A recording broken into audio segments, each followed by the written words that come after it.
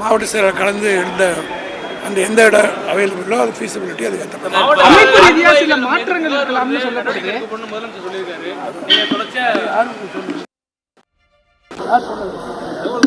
தகவல்கள் வதந்திகளுக்கு பதில் சொல்ல முடியாது.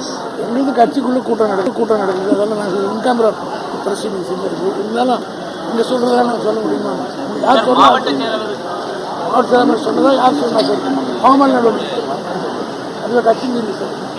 மாவட்ட செயலருக்கு என்ன மாதிரி அறிவுறுத்தல்கள் வழங்கப்பட்டது? பொதுவாக இந்த கலைஞர் எப்படி சொல்லுவாரோ ஒரு மாவட்ட தேர்தல் முடிந்த பிறகு தலைவர் கலைஞர் இருக்கிற போது வெற்றி பெற்ற பிறகு என்ன சொல்லுவாரோ, வெற்றி மம்மதியில் இருக்கக்கூடாது, மக்களை அணுக வேண்டும், பதிவு வரும்போது தான் பணிவு இருக்கணும், அதனால் வாக்களித்து விட்டார் என்பதற்காக நாம் தலகால் தெரியாமல் ஆடக்கூடாது, அடக்கத்தோடு இருக்கணும், இந்த பணிவோடு நடந்து மேலும் வெற்றிகளை தேடுவதற்கு வழிவகுத்தணும் அப்படின்ற மாதிரி மாவட்ட செயலர்கள் பல யோகங்களை சொல்லியிருக்காங்க. துணை முதலமைச்சர் அதெல்லாம் அது எதை பற்றியுமே இல்லை. இது 3 உங்கள்கிட்ட நிறைவேற்றப்பட்ட தீர்மானம் 3 கொடுத்தாங்க. அதுதான்